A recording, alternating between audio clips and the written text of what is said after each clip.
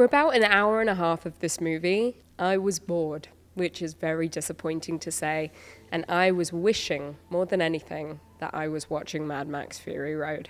I hate to say it, and I'm sorry to say it. This is a review you probably won't really see elsewhere, because from what I'm seeing so far with critics and audience reviews, everyone's praising the film, saying it's a great installment in the Mad Max Saga. But we must have been watching different movies.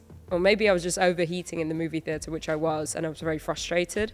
I've also been sick. But I felt Furiosa was lifeless, and I was just bored. It wasn't entirely a lost cause, though. It did start strong. I'm not going to crap all over the film. I'll try not to. I'm just going to give my honest review of what I watched. Furiosa obviously stars Chris Hemsworth and Anya Taylor-Joy.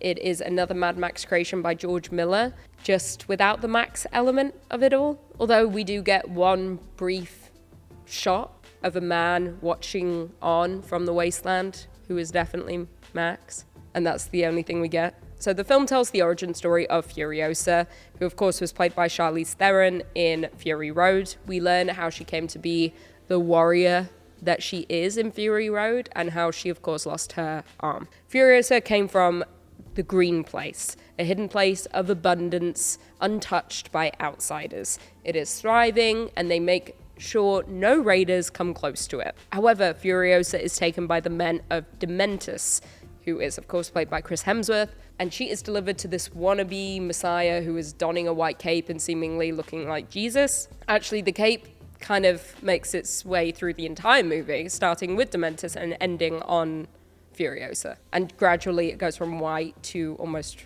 red-purple, becomes stained. Good little metaphor there. He keeps her as a captive in order for her to lead the men to where she came from. He also kind of views her as a child of sorts, because he was a man who, we find out throughout the movie, lost his family, lost his kids, and he's always like carrying this little teddy bear around with him. Even though he's keeping Furiosa prisoner, he does give her the teddy bear to hold on to. So he like views her as a child, but also a captive.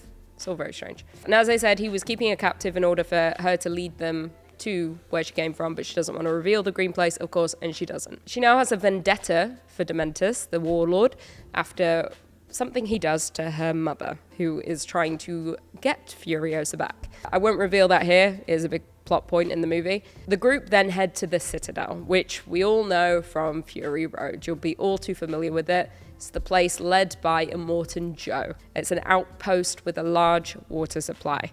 Immortan Joe is obviously very terrifying, very scary to look at, and in Fury Road, he's the big baddie that we're running away from because he is trying to chase down Furiosa, who stole his wives. In this movie, though, it's a little different. He seems to be almost like the savior to at least Furiosa for a minute. It feels like we're almost supposed to like him. I'm not really sure. Maybe I just read this movie completely wrong. It certainly feels like we're supposed to side with the lesser of two evils, and the trailers set the movie up to be almost a power battle between the two, Dementus and Immortan Joe. But realistically, we don't get that at all, not really. I actually instead feel like they wasted Immortan Joe. I should preface and say the trailer did show us all of the best moments of the film, which I hate when that happens. I really hate that. We're also somehow meant to sympathize with both men kind of at different points throughout the movie. Of course, like I said, Dementus being a dad who takes Furiosa in and kind of views her as a child, but she's still captive. And then Immortan Joe, who kind of takes Furiosa from Dementus and she stays in the Citadel, but then he treats her as a wife and she lives in the sanctuary, cave, safe thing, prison, with the other wives who are forced to have kids with Immortan Joe. And if they're not healthy babies, the wife is goodbye. You can assume what happens to the wife. So it's not a great situation either way. And we know from Fury Road that Immortan isn't a kind guy as he pursues Furiosa. However, once she's in the Citadel, she does escape the life of the wives after Immortan Joe's son tries to make a pass at her. She escapes, cuts all her hair off, and disguises herself as a boy and becomes a mechanic at the Citadel, essentially kind of living more of a free life, which actually works better, and she seems to be happy doing what she's doing.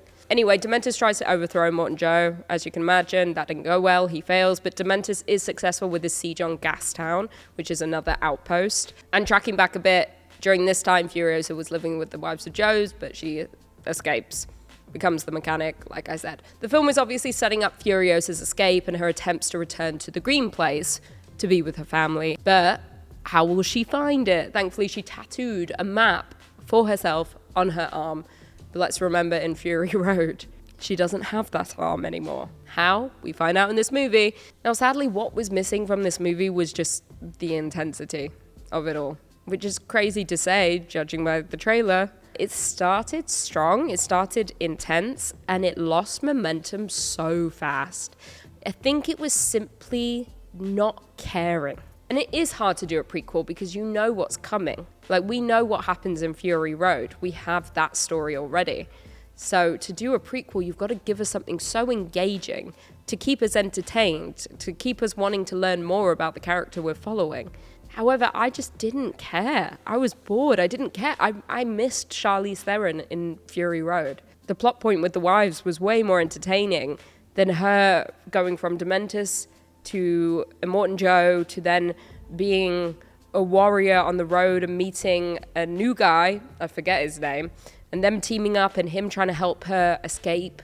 It was just constantly a battle between the two and her in the middle, just trying to flee the situation. I mean, the element of the wasteland is still great. Essentially, you just feel like you can never escape. There's nothing out there. So that was one element that still held true. The wasteland is almost suffocating. You feel nowhere is safe. You're wanting her to get to the Green Place, but you know she's not going to make it. She doesn't until Fury Road, and then in Fury Road, it's not there anymore. But that does hit a bit harder now after seeing the prequel, to know, you know, that moment when she sees the Green Place in Fury Road and that it's not there and everyone's gone. It does pack a bigger punch. Now, what I didn't know was that George Miller wrote the screenplay for Furiosa alongside Fury Road. Miller took 15 years to write Fury Road and made sure to have developed backstories for every single character. He specifically focused on Furiosa. According to one source, this is what Charlize Theron used as her reference when playing Furiosa in Fury Road, which is good to know. I didn't know any of this. Both films were originally intended to be shot back-to-back too, but things got in the way. There was a lawsuit with Warner Brothers because people weren't getting paid, which is crazy. I didn't know about that. And then, of course, 2020 happened, which halted literally everything. He then decided to cast a younger actress instead of de-aging Charlize Theron, which I guess was an option he was thinking of. But I swear I read that he never wanted to work with Charlize Theron and Tom Hardy again after his experience on Fury Road. And I also thought I read that Charlize Theron had a horrible time working on that movie because of Tom Hardy.